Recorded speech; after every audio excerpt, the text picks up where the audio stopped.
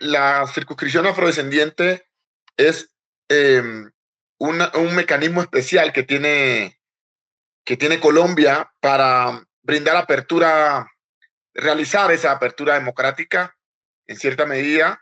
Y esa circunscripción es muy perseguida por la clase tradicional, por los clanes políticos regionales, porque debido a que abre una puerta, una ventana de oportunidad en el sistema político, eh, tiene muchas oportunidades para crear partidos políticos, tiene unas ventajas comparativas en relación con otros escaños de la Cámara de Representantes. Mientras usted es representante por Cámara por Bogotá, usted no puede crear un partido político, incluso siendo senador. Es difícil crear un partido político. En cambio, las curules indígenas o las curules afrodescendientes tienen la posibilidad de crear personerías jurídicas, porque es un mecanismo especial. Entonces, por eso los clanes regionales persiguen esta circunscripción. En ese escenario es que nosotros, como Soy Porque Somos, el movimiento que está liderando Francia Márquez, propone una lista en la cual Ariel Palacios, como líder, está llevando la propuesta de alcanzar las curules vía la lista de Soy Porque Somos en Cámara Afrodescendiente. Nosotros llevaríamos como única candidatura del movimiento Soy Porque Somos a la Cámara de Representantes una única lista para optar por las curules afrodescendientes. En ese escenario pueden votar todas las personas, toda la ciudadanía, tanto en Colombia como en el exterior, en cualquier lugar del país y también en el exterior. Pueden votar las personas, independientemente de su identidad étnica, étnico-racial. Bueno, nosotros tenemos un proyecto estructural, ¿sí? Las propuestas que representa Ariel y los compañeros, compañeras de la lista, no son las propuestas que creamos de manera independiente como proyecto personalísimo. Es decir, no es un proyecto de Ariel o el proyecto de los compañeros y compañeras. Es un proyecto colectivo de Soy Porque Somos. Soy Porque Somos es un movimiento liderado por Francia Márquez Mina, quien es candidata dentro del pacto histórico como fórmula a la presidencia de la República y hoy tiene la segunda intención de voto dentro del pacto histórico. Esa colectividad definió 6 pilares. Esos pilares son parar la guerra bajo la claridad de que la implementación del acuerdo de paz ha sido obstaculizada y tiene muchos desafíos. Cerca del 15% de los compromisos del acuerdo de paz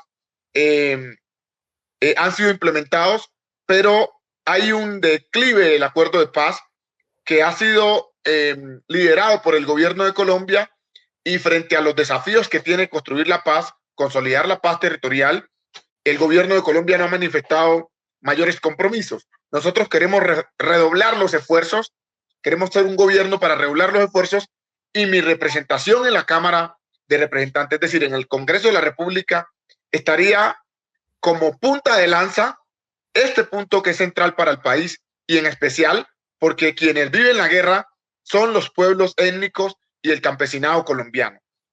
Adicionalmente, nosotros queremos agregarle la necesidad de adelantar otros acuerdos de paz que nos permitan resolver de manera estructural los problemas de la guerra.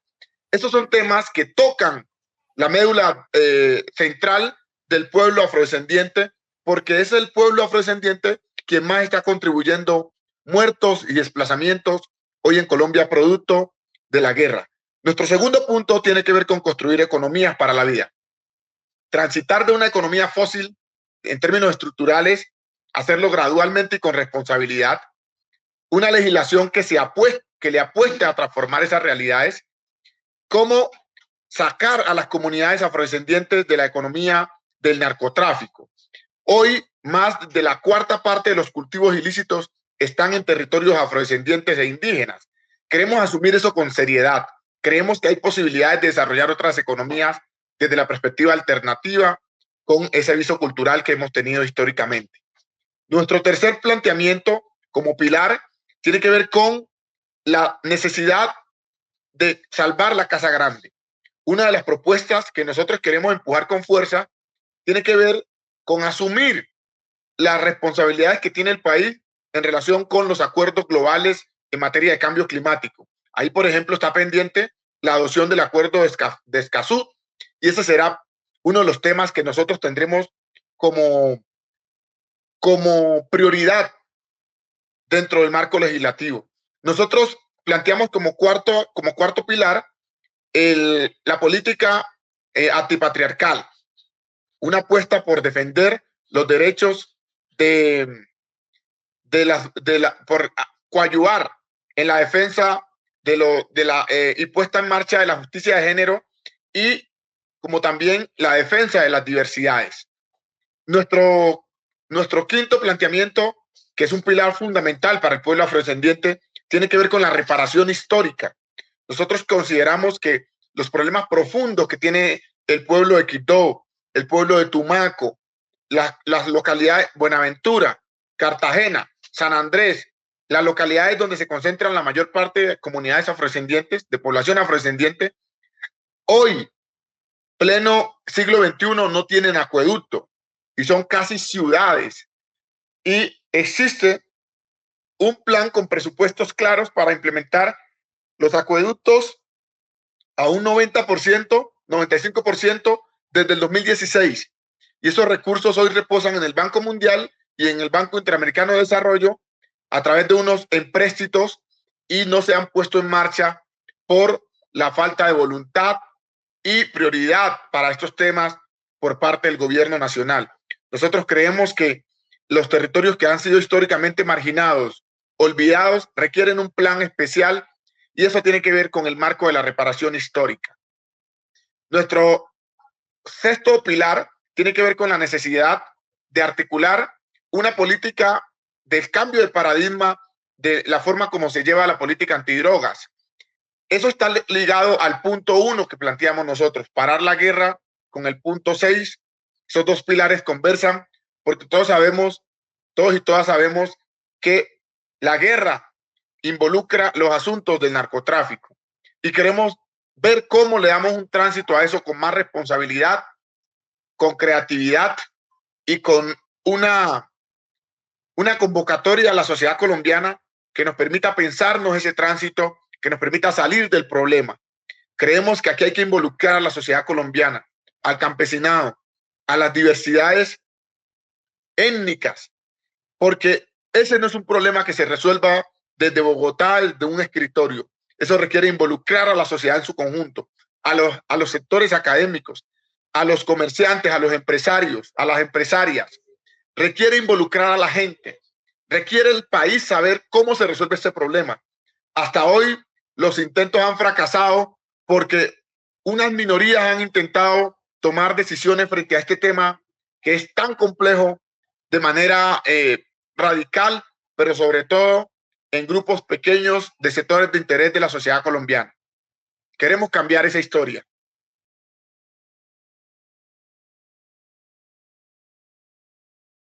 Bueno, básicamente creemos que ahí hay dos elementos centrales que se han juntado. Primero, un país que es centralizado, y los grupos de poder que toman las decisiones en Colombia se concentran sobre la apuesta de sus propios intereses. La economía la desarrollan bajo esa premisa. Sus intereses, las inversiones siempre están ligadas a los grupos de interés. Cuando nosotros tenemos inversiones ligadas con los recursos del Estado a grupos de interés, desde luego que va a haber personas, una inmensa mayoría de la población colombiana, excluida de las apuestas de estos grupos de interés. Lo que estamos pensando nosotros es que estos grupos de interés pueden continuar haciendo sus economías, sus negocios, sus empresas, porque en Colombia hay libertad de empresa. Pero lo que no creemos idóneo es que en Colombia la empresa, los grupos de interés que históricamente han manejado el erario colombiano, continúen haciendo sus negocios con los recursos del Estado. Solo para poner un ejemplo, durante la pandemia, el gobierno del presidente Duque y el ministro de Agricultura, el 75% de los recursos en materia de inversión agraria que eran recursos para atender la pandemia, fueron a parar a manos de las empresas y de las personerías jurídicas que tenían mayor capacidad. Y las comunidades campesinas, afrodescendientes, que no tenían condiciones y capacidad instalada, no recibieron nada. Esa es parte de la forma como se hace empresa en Colombia. Y ese modelito se aplica en todos los espectros de la distribución de los recursos del Estado, los recursos públicos. Nosotros creemos que hay que intervenir esa manera como las personas que hoy gobiernan llevan la decisión sobre lo público. Creemos que debemos hacerlo más de cara al país. Entonces, ese factor estructural sobre la forma democrática del país se agudiza con el problema racial. Y es que a mayor profundización, a mayor número de personas de color oscuro en la escala del color, en términos de las regiones, es más grande el nivel de exclusión y desatención por parte del Estado. Ahí el factor racial tiene un peso en la decisión, en las decisiones públicas. Ese es un tema del que poco se habla. Y cuando se habla, la gente muchas veces no lo entiende. Pero nosotros estamos con total responsabilidad y con profundizando el conocimiento sobre cómo funciona este fenómeno para decirle al país dónde están los problemas estructurales en materia de racismo. Ni siquiera en términos cotidianos, sino en términos estructurales e institucionales, en esas tres formas de racismo que existen: la cotidiana, la institucional y la estructural. ¿Sí? Entonces, esas últimas dos formas de racismo imperan mucho en la manera como estos sectores donde hay mayoría de población afrodescendiente están excluidas en Colombia y están sometidas a los peores vejámenes como a los mayores indicadores de inequidad. El 80% de la población en estas áreas está empobrecida, tiene una pobreza multidimensional marcada, no tienen vías, poca conectividad, y son las comunidades que tienen una influencia en la economía del país. Buenaventura, por ejemplo. Buenaventura es una ciudad puerto que debiera tener agua, porque incluso sus aportes, los aportes que hace la sociedad de Buenaventura, hombre, son fuertes con relación a la economía colombiana. El 45% de las importaciones y lo poco que este país importa pasa por Buenaventura. Es decir, es determinante en la economía colombiana. ¿Cómo es posible que estos pueblos no tengan agua, no tengan unas condiciones básicas de salud o medianas, de alcance mediano? ¿Sí? Entonces, es muy marcada la discriminación, y cuando estas comunidades se levantan a protestar, la respuesta del Estado es gas lacrimógeno y muchas veces una respuesta como la CIDH la ha denominado desproporcionada, que termina en el asesinato de los líderes y de sus jóvenes.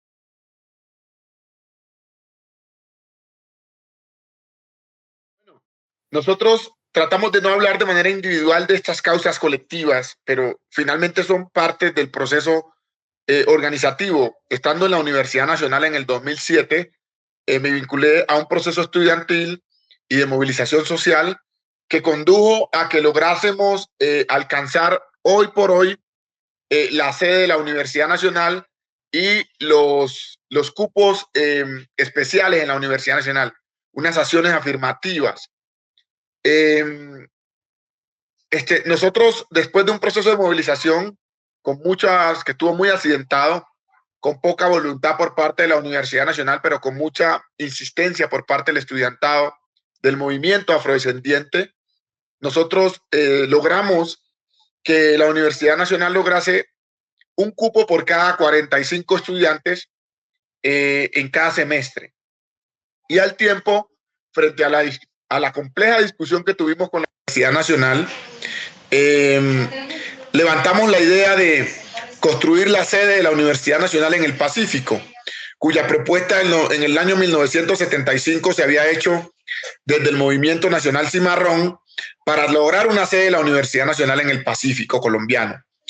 Después de muchas luchas y muchos esfuerzos de estudiantes de todas las universidades públicas, jóvenes comprometidos y comprometidas con esta lucha, así como también de profesores universitarios afros en la Universidad Nacional, logramos conseguir la solidaridad de el Black Caucus también en los Estados Unidos y el movimiento negro de los Estados Unidos, y juntamos esfuerzos junto con la nación colombiana a través de la dirección de la Universidad Nacional para alcanzar la posibilidad de llevar una sede a Tumaco. Hoy esa sede, que es un programa que ofrece una ventana de oportunidad para que ingresen jóvenes estudiantes y hagan sus primeros semestres allá en Tumaco y luego sean distribuidos en las diferentes sedes del país conforme la presencia de las carreras de pregrado. Y hoy esa sede tiene, por lo menos, ha impactado a más de 3.000 jóvenes estudiantes. Pasamos de una presencia de estudiantes promedio en Colombia de 10, 15 estudiantes por semestre a 600 y 500 estudiantes por semestre. Ese es un impacto importante que ha tenido el movimiento estudiantil, sobre todo el movimiento estudiantil afrodescendiente, en el cual estuve también medianamente coayudando a empujar.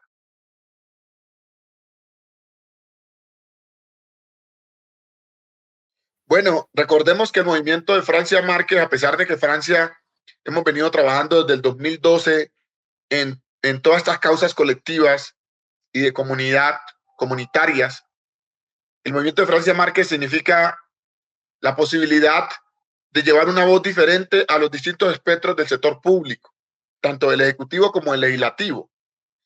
Y su acervo está en que es una iniciativa de la periferia, de esos pueblos que hemos descrito en esta conversación. No solamente los pueblos afrodescendientes, sino la periferia en Bogotá, la periferia en Cali, la periferia en Medellín, en Cartagena, en Bucaramanga, en Barrancabermeja, la periferia en Villavicencio, pero también en Tunja, la periferia en los distintos lugares del país donde la gente está sometida a la pobreza y a la exclusión, pero sobre todo a vivir esa exclusión sin posibilidad de hablar, sin posibilidad de ser escuchado. Ese es el proyecto que significa, ha configurado el movimiento Soy Porque Somos. Queremos lograr espacios en la política para hablar desde la diferencia. Y desde luego que nuestro fuerte será el pueblo afrodescendiente como un sector históricamente excluido.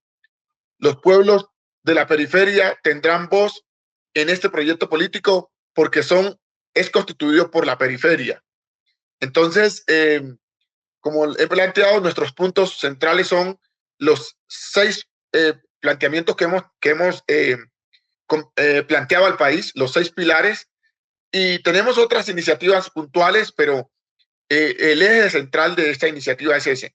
Creemos que aquí hay que fortalecer la veeduría ciudadana.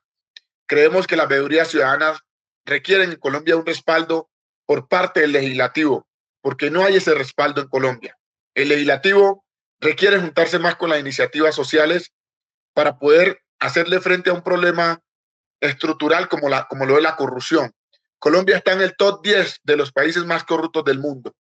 Y esa responsabilidad de corrupción no es responsabilidad, sabemos que no es responsabilidad exclusiva de la sociedad, sino una responsabilidad donde la mayor parte de ese peso lo tiene la clase dirigente, la que toma las decisiones.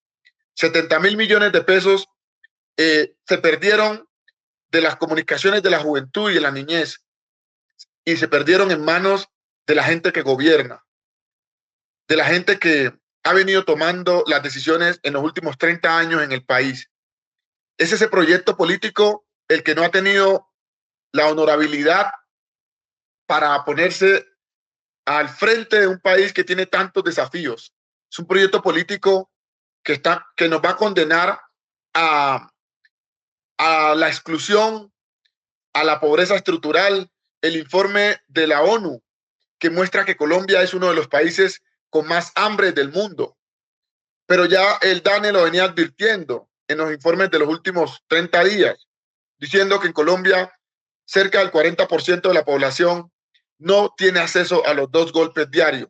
información que corrobora las Naciones Unidas, al poner en la palestra mundial que Colombia es uno de los países con más hambruna en el mundo. Creemos que ese problema hay que enfrentarlo y no lo vamos a resolver con esta dirigencia que está en el poder. Hay que cambiarla. Tenemos que llevar nuevas voces que asuman la responsabilidad de mirar con otros ojos y de manera radical cambiar los factores que están involucrados en las inequidades que tiene hoy Colombia. Hay tres cosas que se deben hacer desde nuestro pilar número 6, que es cambiar el paradigma de las drogas. Primero, aplicar una política de poner en marcha el proyecto de regularización de las drogas, que significa poner las bases para que se legalice este mercado, pero además para afrontar de otra manera los factores problemáticos de este mercado. Hay insumos con los que se realiza el narcotráfico, con los que se realiza la producción de coca. Esos insumos son legales. La distribución de esos insumos son legales. Por ejemplo, la gasolina. No hay coca sin gasolina. La gasolina es legal. ¿Se puede controlar la gasolina en Colombia? Pues claro que sí. ¿Quién la controla? El Estado. Vía control del Estado por parte de ese insumo central para distribuirlo con responsabilidad, se puede empezar a afrontar ese problema del narcotráfico. Segundo, además de las medidas de regularización, se debe incentivar procesos productivos que permitan distensionar quitar la tensión económica de las comunidades que que podrían empezar a sentir, ya que sus economías dependen del narcotráfico, especialmente en la región pacífica, por ser la base de siembra, pero también en todo el país, donde el narcotráfico tiene una influencia importante en el sistema económico colombiano. Eso hay que reconocerlo para tomar las decisiones que se deben tomar. Y el problema se puede resolver desde el punto 4 del acuerdo de paz. Es decir, avanzar en la sustitución de los cultivos ilícitos vía la puesta de procesos productivos diferentes a la coca. Y al mismo tiempo, llevar de manera responsable un proceso de control sobre los insumos que conducen a la producción de alcaloide. Entonces, ahí hay medidas muy concretas. El Estado lo puede hacer, pero no quiere, la dirigencia que está no quiere asumir ese camino. Porque el peor camino que se puede asumir es el de combatir con glifosato, porque es un doble negocio. Primero, nunca se va a resolver. Y tercero, luego se vende el glifosato. Eso es un negocio por doble vía. Entonces, mientras Colombia no sea consciente de la dimensión de este problema económico y este problema social ligado a la guerra, pues no vamos a poderlo resolver. Nosotros estamos planteando de manera puntual establecer mecanismos para resolverlo y de otra manera.